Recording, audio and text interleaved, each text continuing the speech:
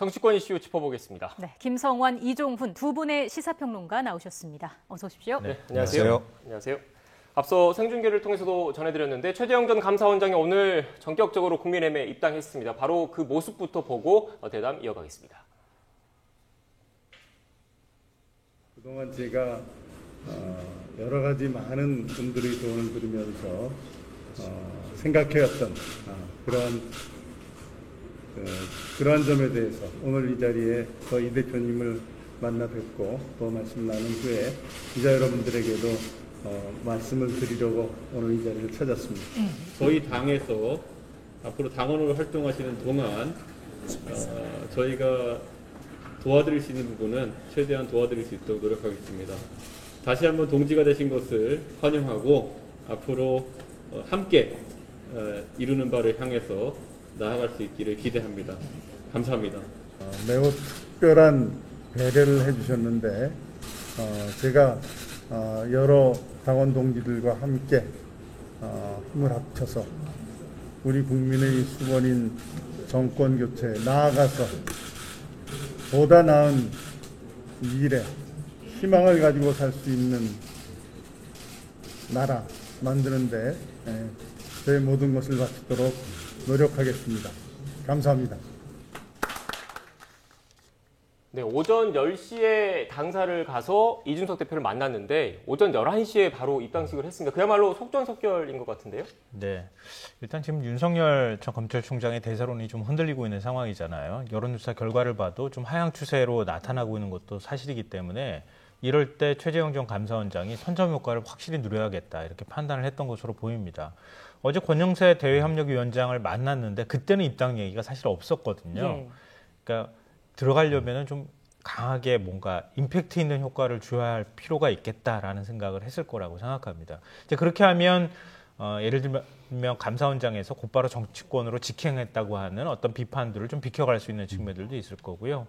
확실한 선점 효과를 누린다면은 윤 전 총장으로 간 보수층의 지지율을 좀 가지고 오는 효과도 아마 있을 거라고 판단했을 거라고 생각합니다. 뭐 첫 등장치고는 그렇게 나쁜 건 아닌 것 같다라는 생각이 듭니다. 네, 사실 일각에서는 오늘 최재형 전 감사원장이 그 이준석 대표를 만날 때 부친상 조문 등에 대한 뭐 감사 인사를 표하고 원론적인 이야기들만 하지 않았을까 이런 얘기들이 많았는데 결과적으로 평론가님 말씀하신 것처럼 어떻게 보면 깜짝 효과를 노렸다 이렇게 봐야 되는 겁니까? 그것보다 시간이 지금 없는 거죠. 그러니까 지금 뭐 대선 일정이 좀 촉박하지 않습니까? 네. 그래서 뭐 윤석열 전 검찰총장처럼 몇 달 동안 준비를 한다거나 이럴 만한 지금 시간적 여유가 일단 없다. 그런 점에서 모든 거를 좀 속전속결로 이렇게 좀 처리를 하고 있는 상황이 아닌가. 일단 그렇게 봐야 할 것 같습니다. 예. 김영우 전 의원을 영입한 것도 결과론적으로 봤을 때 잘 된 거라고 볼 수 있을까요? 저는 개인적으로 김영우 전 의원의 작품이다라고 생각해요. 예. 김 전 의원을 뭐 마주치는 경우가 종종 있기도 했고요. 김 전 의원이 저한테 최재형 감사원장을 주목해라라는 얘기를 해주기도 했었고, 네. 개인적으로 했습니까? 저한테 네. 얘기를 해주기도 했었고, 그리고 나중에 이제 대변인에 임명됐다는 얘기를 듣고, 그래서 그랬구나 이런 생각을 하기도 했었는데요. 지금 이제 최재형 전 감사원장의 입당에는 저는 국민의힘이 강하게 끌어당기는 어떤 이 효과가 있었을 것이다. 그러니까 유인이라고 해야 되나, 인력이 작용했을 가능성이 있다고 보는데요. 왜냐하면 이준석 대표가 최근에 많이 흔들렸잖아요. 특히 이제 통일부 여가부 폐지 문제부터 시작해서 전국민 재난지원금 지급 문제 가지고 오락가락하는 모습들을 보이기도 했었고, 그래서 평가가 좀 나빠진 측면이 있어요. 그게 이제 첫 번째로 하나의 문제고요. 둘째로는 지금까지 이제 대선 레이스를 그러니까 당 안에서 그 경선 룰을 만드는 작업을 하고 있지만 뭔가 딱히 성과라고 할 만한 게 없어요. 영선에 30대 당대표가 당선이 됐는데 30대 당대표는 열심히 움직이지만 결국은 좌충우돌하는 모습밖에 보이지 않았다는 거죠. 그러니까 이준석 대표가 확실하게 뭔가 성과를 내기 위해서는 최재형 전 감사원장을 당으로 끌어들이는 이제 그런 어떤 공을 세울 필요가 있었다고 생각해요. 그러니까 어제까지는 그런 이제 얘기가 본격적으로 나오지 않았다가 오늘 한 것은 어젯밤에도 적극적으로 죄송합니다. 어젯밤에도 적극적으로 아마 입당하라는 권고가 있었을 거라고 보고요. 그 사이에 김영우 전 의원이 역할을 상당히 했을 것이다. 이렇게 생각합니다. 뭐 메시지 측면에서 좀 이따 좀 얘기를 나눌 기회가 있으면 말씀드리겠습니다. 예. 네. 지금 이준석 대표의 그런 필요성 그리고 국민의힘에서 끌어들인 유인이 있었을 것이다라고 평론가님께서는 분석을 해주셨는데 그걸 또 어떻게 보면 뒤집어 보면 그 윤석열 전 총장에 대해서는 이른바 국정농단 사건 수사 과정에서 반감을 가지는 국민의힘 내부 인사들이 있어서 좀 그런 측면도 반영이 됐다 이렇게 봐야 되는 겁니까? 근데 뭐 하여튼 국민의힘 입장에서는 지금 워낙 이제 외부에 있는 인사들이 더 주목을 좀 많이 받고 있기 때문에 뭐 윤석열 전 검찰총장도 뭐 입당만 하겠다라고 하면 언제든지 받아들일 그런 태세는 돼 있는 거죠. 이제 그런 거고 그런데 일단 사실은 좀 윤 전 총장 같은 경우에는 지금 독자 행보를 좀 하고 있기 때문에 지금 당장 입당할 가능성은 없는 그런 그 상황에서 최재형 전 원장이라도 이렇게 입당을 해주니 아마 굉장히 큰 힘이 될 거다 이렇게 좀 생각을 하고 있고요. 최재형 전 원장이 김영우 전 의원을 선택한 것이 제가 보기에는 윤석열 전 검찰총장하고 가장 차별화된 포인트인 것 같아요. 그러니까 윤 전 총장 같은 경우에는 뭐 그 대변인도 바깥에 있는 언론인 출신으로 이렇게 이제 처음에 해서 약간 논란에 좀 있기도 했고 소통 과정도 좀 문제가 있었는데 보니까 김영우 전 의원에 대해서 국회 출입 기자들이 일단 반응이 굉장히 긍정적이더라고요. 그러니까 우선 정치권 문법을 아는 분이 설명을 해주니까 훨씬 좀 이해가 잘 된다. 그런 얘기를 좀 하던데 사실은 이제 이 최 전 원장 경우도 그렇고 윤석열 전 검찰총장 경우도 그렇고 비정치권 인사잖아요. 그래서 본인의 생각을 이렇게 좀 설명하는 과정에서 이게 사실은 정치적 문법으로 약간 좀 변형을 해서 네. 가공을 좀 해서 사실은 이렇게 전해주는 그런 과정들이 좀 필요한 건데 윤 전 총장은 지금 그 부분에서 약간 좀 실패를 좀 했던 부분이 좀 있는 거고 최재형 전 원장 같은 경우에는 김영우 전 의원 영입을 통해서 그 부분을 빠르게 좀 해소를 좀 한 게 아닌가 이렇게 생각합니다. 지금 김영우 전 의원 같은 경우에는 지금 말씀을 해주셔서 이제 추가로 질문을 드리면 삼선에 그리고 MB계로 이른바 좀 분류되시는 분이잖아요. 그리고 뭐 상당히 합리적이라고 하는 평가를 네. 받아왔고요. 그런 이미지도 갖고 있거든요. 최 전 원장이 오늘 이제 첫 출발하면서 메시지 던진 게 새로운 변화와 공전이었어요. 네. 그 메시지 던지는 거 보면서 김영우 전 의원이 상당히 많이 조언했겠구나 이런 생각을 전 개인적으로 했거든요. 그러니까 윤 전 총장이 6월 29일 대선 출마 사실상 선언할 때 그때 메시지가 뭐였습니까? 반문밖에 없다는 평가 받았거든요. 아무런 대안도 없고 그리고 자신을 서울중앙지검장에서 검찰총장까지 오히려 발탁했다고 해도 과언이 아닌 문 대통령을 정면으로 공격했다는 거죠. 어찌 보면 사람에 대한 예의에 저는 어긋난 측면이 있다고 생각하거든요. 국민들은 그런 데 대해서 호감을 갖거나 평가하지 않습니다. 오히려 그런 감정에 대척점에 서 있는 감정을 갖고 있다 하더라도 통합이나 이런 감정, 개인적인 사감의 문제는 좀 뒤로 밀어두고 새로운 비전이나 새로운 대한민국을 만드는 데 있어서 어떤 가치를 내세울지에 대한 얘기를 했었어야 한다고 저는 생각했거든요. 예. 근데 지금 딱 최재형 전 원장은 그런 메시지를 던지려고 노력했다는 거예요. 물론 정반대의 어떤 대척점에 서 있는 메시지를 경쟁자로서 그런 메시지를 던질 필요가 있다는 계산도 있었겠지만 국민 통합이라고 하는 메시지를 우선해서 던졌다. 이거는 주목해봐야 될 필요가 있다고 생각합니다. 네. 윤 전 총장 관련해서는 그 행보와 관련해서는 잠시 뒤에 또 자세하게 분석을 해보도록 하고요. 우선 최재형 전 원장 입당을 하면서 이제 앞으로 국민의힘과 어떤 시너지 효과를 내게 될지도 궁금합니다. 좀 경선 흥행에도 역할을 많이 하게 될까요? 그렇죠. 그러니까 지금 뭐 당내 지금 뭐 대선 주자들이 없는 건 아니에요. 그런데 아직까지는 그렇게까지 지금 존재감을 좀 확실하게 내 보이고 있지 못한 그런 상황입니다. 아마 본격적으로 이제 공약도 발표하고 하면서 그분들도 아마 지지율이 좀 어느 정도 오를 거라고 생각은 하는데 그런데 이제 외부에서 어떻게 보면 이제 세피가 좀 수혈이 되면 훨씬 더 경쟁 구도가 일단 흥미로워지죠. 그래서 흔히 하는 얘기로 이제 흥행을 유발할 수 있는 그런 요인이 이제 되는 거고요. 이런 국면에서 뭐 이제 예를 들어서 안철수 대표하고의 합당이 뭐 진행이 돼서 성과가 나온다든지 네. 윤 전 총장까지도 뭐 입당해서 이제 가세를 한다든지 하면 훨씬 더 경쟁이 치열해지겠죠. 경쟁이 치열해지는 만큼 사실은 그 성과물도 좋은 거다라고 봐야 됩니다. 그러니까 최종적으로 누가 대선 주자가 되든 간에 뭐 정책이라든가 이런 측면에서도 상당히 좀 그 세련화가 이제 진행이 이제 될 수밖에 없는 거고 무엇보다 이제 그 경쟁 과정이 이제 흥미로워지기 때문에 흥행에는 확실히 이제 보탬이 되는 그런 측면이 있는 거죠. 네, 일단 최재형 전 감사원장이 어떻게 보면 제1야당의 울타리 안으로 들어간 만큼 또 다른 야권의 유력 주자인 윤석열 전 검찰총장의 행보에 관심이 쏠릴 수밖에 없습니다. 오늘 오전에는 반기문 전 유엔 사무총장을 만났다고 하던데 그 모습 잠깐 보고 오겠습니다. 검찰총장으로서 아주 많은 그 노력을 하셨고, 그다음에 그 공정, 그 법치 질서를 지키기 위해서 많이 노력을 하신 데 대해서 뭐 치아를 드립니다.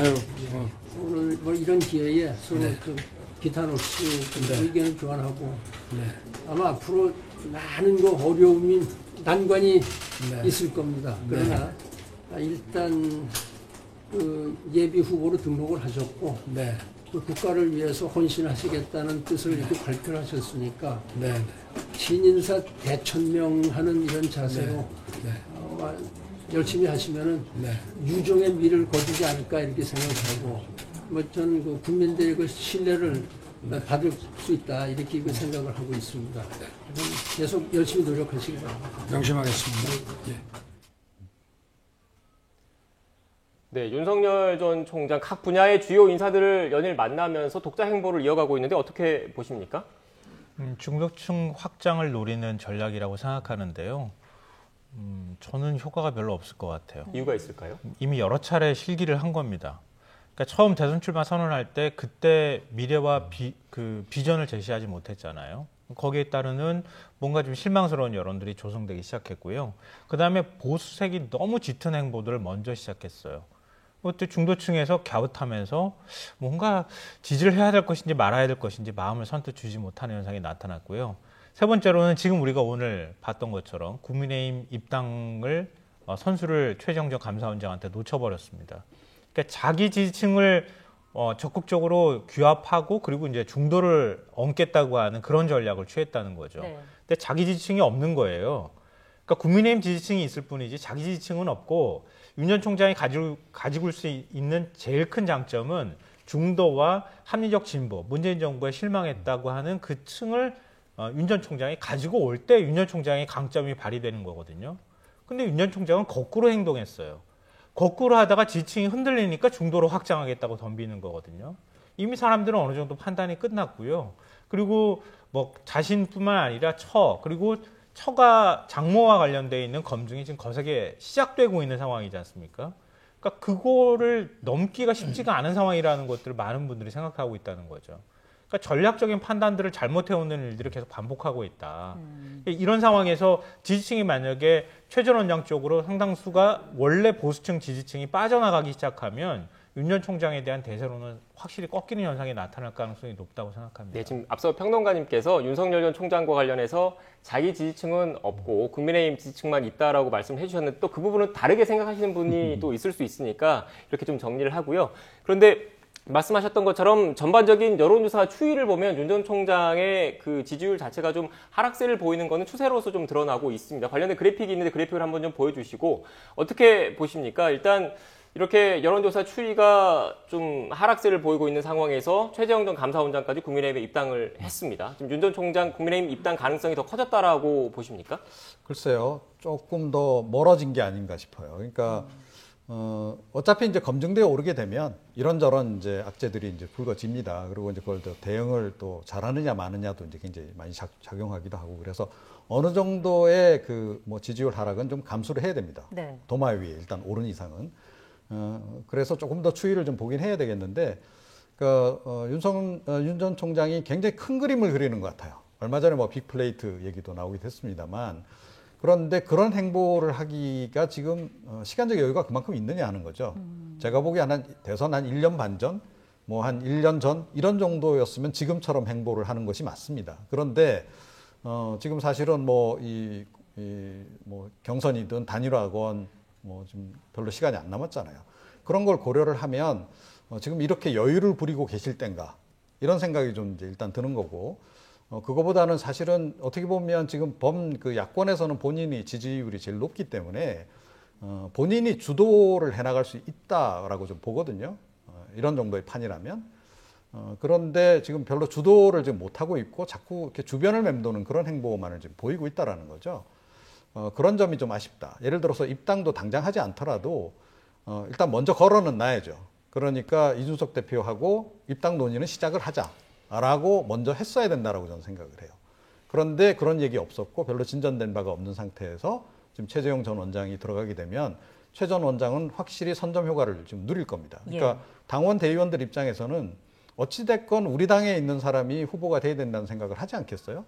그런데 윤 전 총장은 여전히 밖에서 좀 저러고 있고 일단 안에 들어오신 분, 좀 가시권에 들어온 분 위주로 지금 일단 세력이 모일 수밖에 없다는 그런 부분들.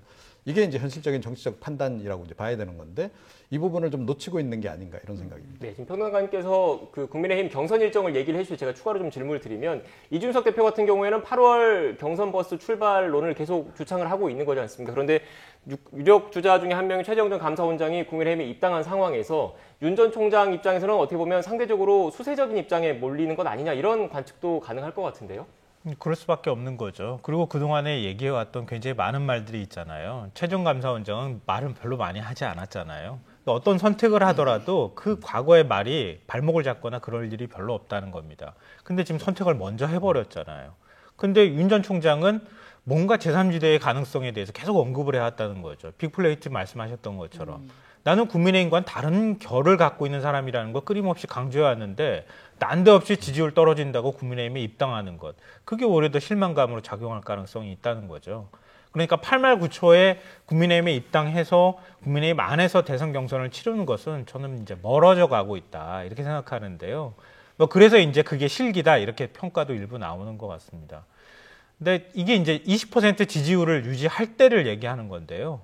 만약에 20%대 지지율이 그보다 더 벽이 깨지게 된다. 그러니까 최 전 원장이든 아니면 국민의힘 지지자들이 일부 빠져나가서 지금 국민의힘 안에 당내 대선 주자들도 있는 상황이잖아요. 그쪽으로 일부 지지층이 옮겨가기 시작하면 윤 전 총장이 선택할 수 있는 선택의 여지는 점점 좁아질 수밖에 없는 상황이 될 것이다. 근데 그런 상황에서 국민의힘이 입당을 하지 않고 선택할 수 있는 방법은 남아있는 사람은 안철수 대표, 국민의당. 안철수 대표가 어떤 선택을 하느냐의 여지가 변수가 남아있잖아요. 그리고 또 하나 손을 잡을 수 있는 사람은 마땅히 사실은 없는 상황인데 김동연 전 부총리가 있지만 김동연 전 부총리가 사실 반문의 기치를 내세운 윤 전 총장하고 손잡기도 또 쉽지 않은 상황이란 말이에요. 그럼 마지막으로 최종적으로 선택할 수 있는 것은 야권 마판 단일화밖에 남지 않는다는 거죠. 그때까지 만약에 10%대 지지율을 유지한다고 하면 단일화의 가치가 어느 정도 인정받을 수 있겠지만 만약에 그 벽마저 깨진다. 그럼 과연 그때 가서 단일화 대상이 될 수 있을 것인지 아닌지도 확실하게 저는 불확실하다. 왜냐하면 일반 지방선거하고 총선하고 대선은 완전히 다르거든요. 대선은 진영이 총 결집하는 선거입니다. 49대 51 게임이 각각 그 정도 압도하는 후보가 없을 경우에 그렇게 될 거거든요. 근데 거기에 만약에 본인이 뭔가 손을 얹어서 확실하게 한쪽에 이 뭔가 판을 기울일 정도의 그 정도의 역량과 지지율을 갖고 있지 못하면 윤 전 총장은 점점 위축되는 방향으로 갈 수밖에 없는 상황이 될 거라는 거죠. 네. 앞으로 윤 전 총장의 행보가 어떻게 될지, 상황이 어떻게 전개될지 좀 더 지켜봐야 할 것 같고요. 마지막으로 민주당 얘기도 좀 해보겠습니다. 코로나19가 확산하면서 대선 경선 일정을 연기하는 쪽으로 사실상 가닥을 잡았다라는 얘기가 나오고 있습니다. 연기가 실제로 된다면 어느 정도 좀 영향이 있을까요? 적지 않은 영향이 있을 거다라고 일단 봐야 되겠죠. 그러니까 일단은 이제 이 4차 대유행하고 지금 관련이 있습니다. 코로나19가 너무 확산되니까 지역 순회 경선을 지금 정상적으로 할 수가 없잖아요. 그래서 이제 그런 현실적인 그 불가피성 때문에 이제 한 2, 3주 정도 연기를 하자. 이제 이런 얘기인데 그렇게 되면 이제 9월 말이 이제 될 가능성이 좀 높긴 한데요. 그런데 아마 그 이재명 지사를 제외한 다른 후보자들은 더 지금 이제 연기하기를 원할 겁니다. 그래서 추석 지나고 나서도 좀 한 1, 2주 더 늦춰서 한 10월 중순이나 이런 정도로까지 아마 끌고 가기를 원할 텐데요.